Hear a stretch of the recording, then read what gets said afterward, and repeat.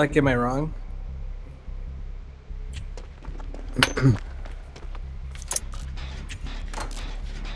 So because of a Swift, meaning because people are in comms, they have a major advantage. Yeah, they do have a major advantage. Plus there's 4 of them versus 1. Yeah, that's another thing. It's 4 brains against 1 brain. With 16 perks versus 4.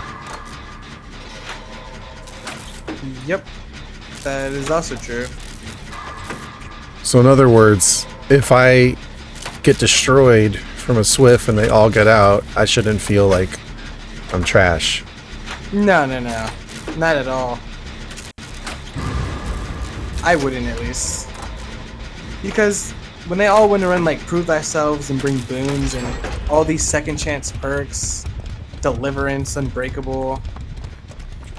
Like, the way I see it is this, right? I've had games where I'm killer, right? And I start off, I see somebody pretty quickly. I hit them pretty quickly. I hit them again. I down them pretty quickly. I actually get them on a hook pretty quickly, and a gen pops in that amount of time, right? So the way I see it is pretty much the quickest I get a hook, I mean, they still get a gen done. yeah, it happens. That's because that's the game. Yeah, so what I'm saying is, now imagine I got 5 hooks. Based on that kind of math, they should have 5 gens done by the time I get 5 hooks, basically. So how am I supposed to get 3, 6, 9, 12 hooks? So the thing is, yeah, that's the thing. When you play killer and survivors call you trash because you're camping and tunneling, it's because the game, you can't play for hooks when you're playing for killer. You're gonna lose if you're playing against survivors that are good. Like, you're not gonna see some godlike Bubba just get everyone on death hook. Like, no, that's not happening. Unless the survivors are just garbage. Yeah, I've done it at, you know, in lower MMR, yeah, no problem. But against good survivors, no. You feel like the game is already over in like 4 minutes. Yeah, they get the Like, they get the gens done in 4 minutes, definitely. I know when like that last custom we did when you're playing nurse, I know you weren't like using any perks or anything or add-ons, but look how fast we did those generators.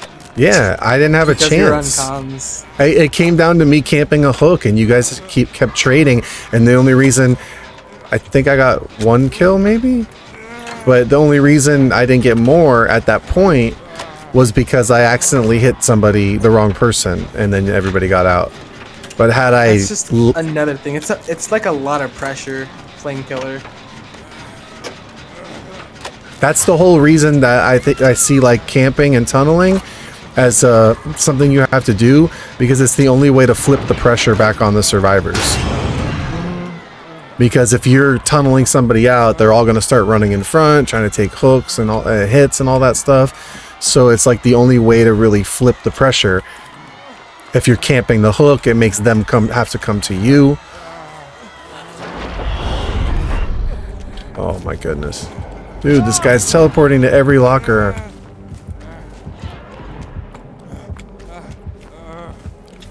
But it's weird, because when I'm on survivor side, I feel a lot of pressure from the killer too. It happens.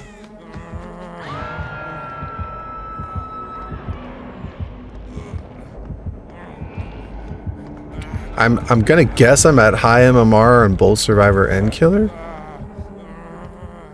Probably much higher than I should be on survivor, just from the people I'm playing with.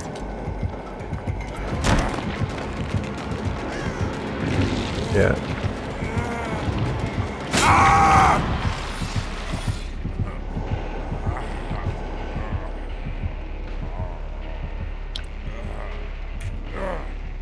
He's trying to slug, I think. Yeah, as you can tell, this killer is pretty sweaty. He doesn't need to hook someone he doesn't need to. Oh, well, that's unfortunate.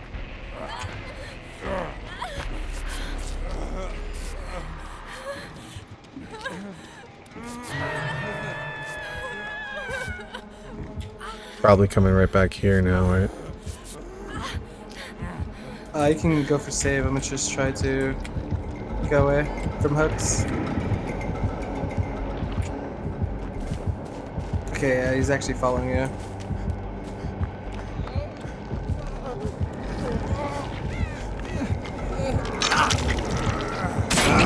got the other unhook.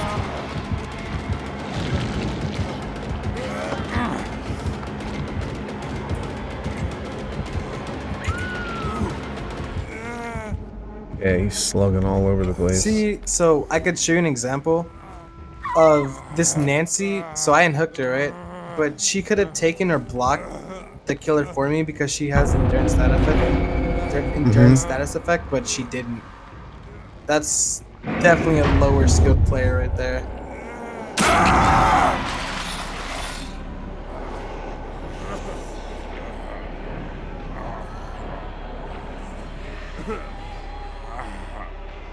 Oh, she had Unbreakable. And she's not coming over here?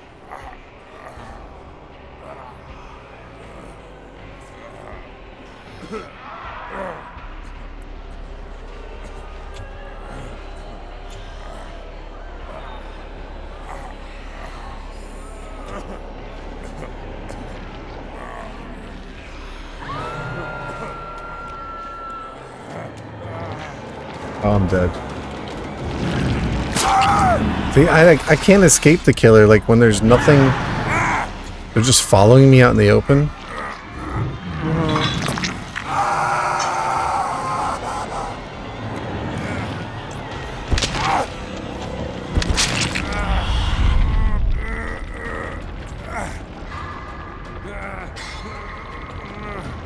Yeah, So this that's killer's got a another lot thing. of pressure. This killer wasn't, okay, never mind, actually. Wasn't what? I was just gonna say, the killer wasn't chasing me, but then the Nancy follows me, so the killer's chasing her, chasing me, when she doesn't need to take a protection hit right there. I think we can reset right here, though.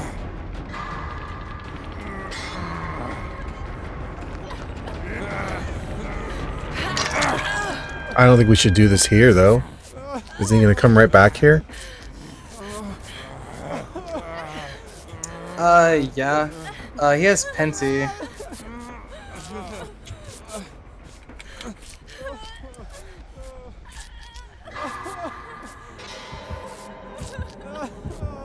Which means he can relight the hexes. Yeah.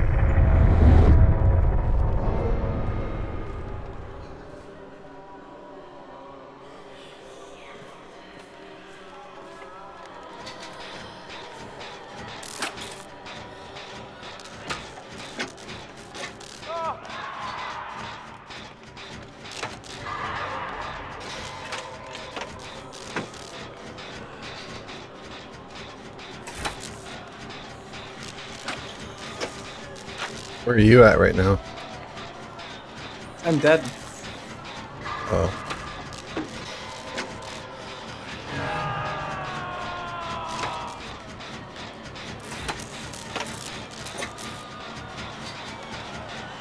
He's in basement?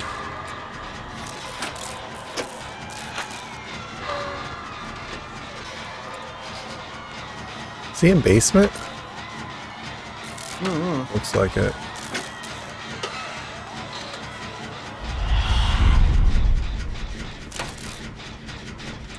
The only good thing is there are no lockers around me, but I have nowhere to run if he comes here. Where would you go?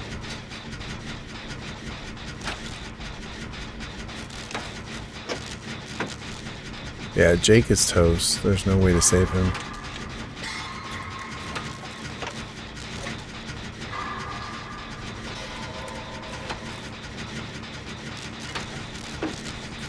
It's a hatch game.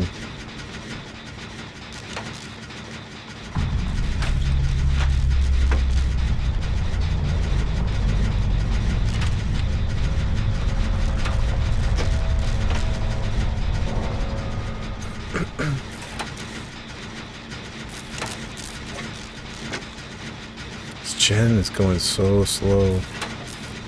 Yeah. Penti is very good when there's no communications or just playing with randoms. What exactly does it do? Well, it's very good if the totems aren't cleansed. So basically, if a hex totem is cleansed and then they go up to the hex totem and then they spawn another hex totem, it would be a Penti. So if there's one Penti at a time, then all survivors have 30% reduction speed to gens, and if there's two, it's also 30% reduction speed to gens and healing. So that's why it took forever for us to heal right there. And 30% is an insane amount, actually. Yeah, it is. How did they... How many times can he keep relighting it? As long as a hex totem or a dull totem is cleansed, they could put 5 penties.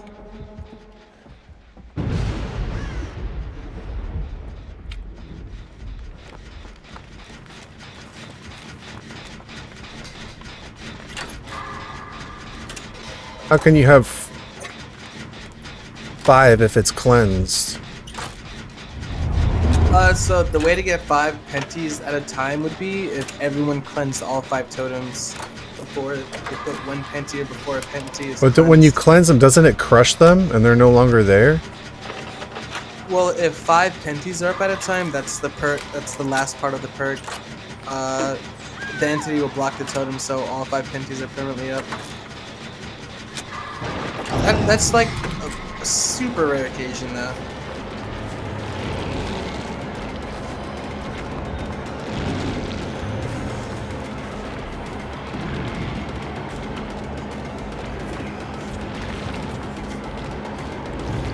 What would you do here? There's nothing I can do. Right? I'm not spectating. I'm spending blood points real quick just so we don't have to wait. Because I'm almost capped on blood points. And this guy... Yeah, this dredge is really sweaty, honestly.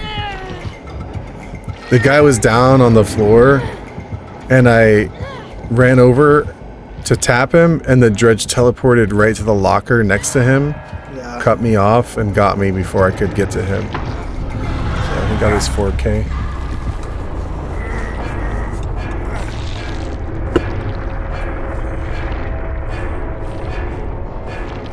Yeah, I never understood Pentimento. It's because when you're playing in you don't even have to have cons.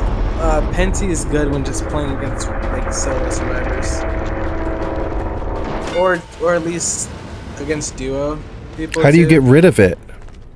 You just cleanse it. But I thought cleansing it is what makes him... Well, the thing is, that's how the killers bait you into cleansing a Penti, or that's how the killers proc the Penties. Like, well, hey, I have a Hex Ruin. Well, obviously you want to cleanse the Hex Ruin, right? So I just cleanse the Hex Ruin. The killer's then gonna go to where that Hex Ruin was cleansed and then spawn a Penti.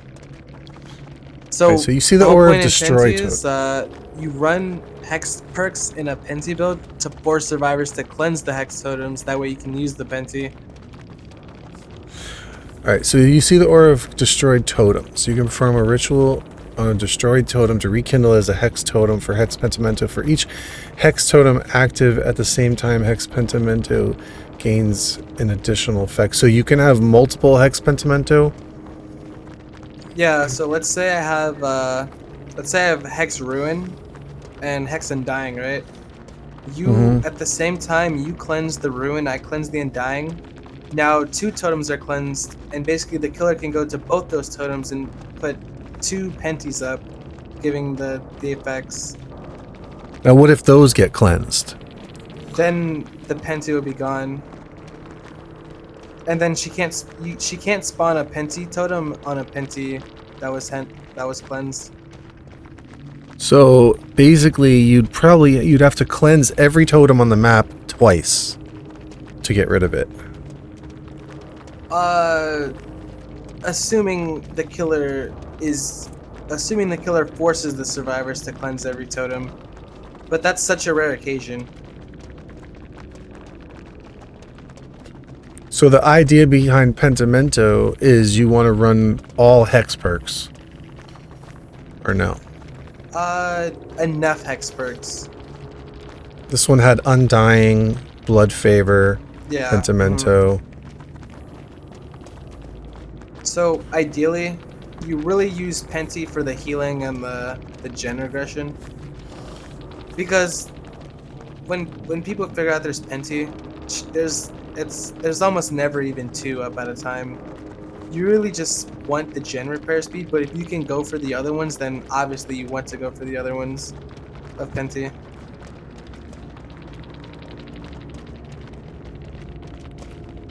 So when it says like, okay, so if you start off with Pentimento, Hex Rune, Undying, and whatever, like let's say Blood Favor, right? So you have 4 hexes.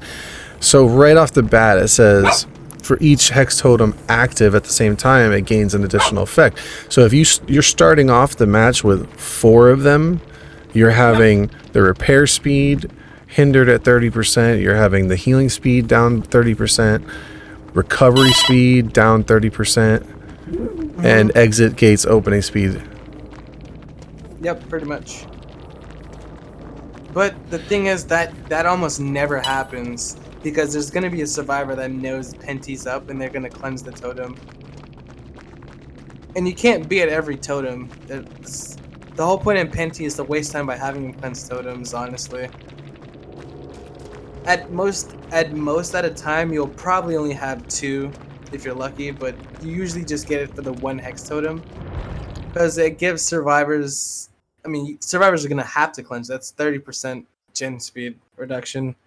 So you get Penti to waste survivors' time by having them cleanse totems instead of doing gens. Do you see the auras of the totems? Mm-hmm. So, but you don't see the auras of the dull totems where you can put Pentimento. Yeah, you don't. But if you started off with 4 hexes and took note of where those were, then as soon as they get cleansed, you go light Pentimento on them. Mm-hmm.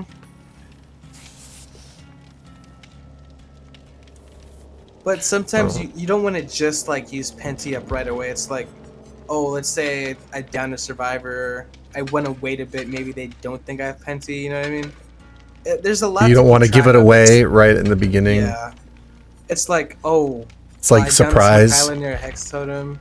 Yeah, you kind of like have to keep track of who you think saw the hex totem and who didn't, who's near a hex totem. There's a lot to think about. It's just, when playing killer, you know that. So maybe a good build would be Pentimento with Plaything. Plaything. What about Haunted Grounds? Yeah, Haunted. I don't know about Haunted, because then you have to know. Does everybody becomes exposed at that point? Yeah, but if you do Undying Haunted, then Haunted will be up again, because they cleanse Undying. Mm-hmm. Or maybe even Noed. Nah, Noed. That's endgame. They use but Penti that's for, probably like, the main game. But Noed might not work in endgame, because by then all these totems will be cleansed or crushed or whatever. Yeah, that's another thing. So Rune, Undying, Pentimento, and Plaything maybe? Just go all out hex perks. You don't have to.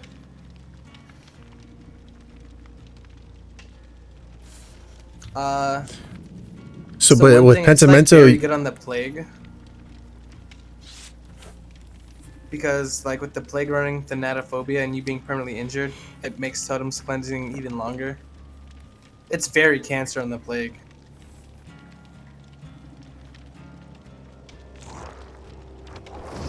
What would be a good combination for nurse? Nurse doesn't need Penty. Just make your choices really good on her. But how do you know who the exposed person is when you run make your choice? That's why you would run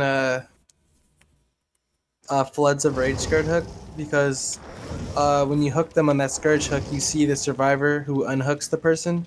So that way, when you're out of range of Nurse, you can just blink back and you see their aura, and you can just target them and get the one shot.